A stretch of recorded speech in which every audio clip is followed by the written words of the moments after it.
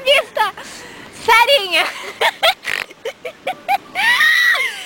O que você acha de estar aqui em São Vicente comigo, mano? Não tem nem palavras, mano.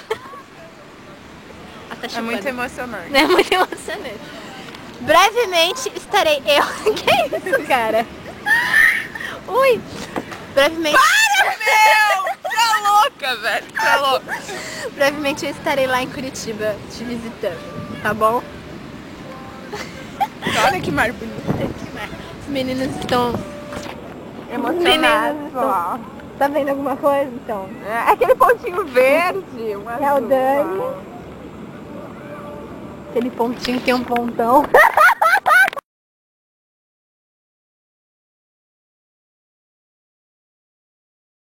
Entrevista de frente com Camilinha.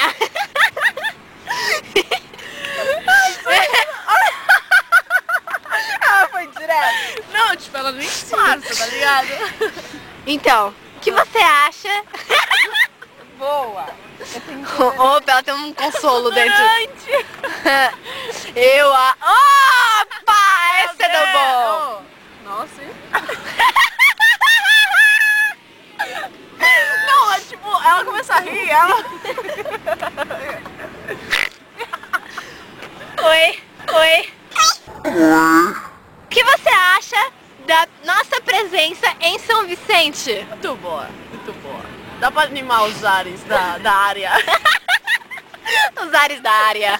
Que área? Área mais funda. Isso aí em São Paulo. E você? De novo, né?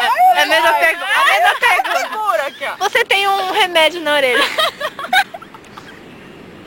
Ai, meu Deus. Eu sou feia.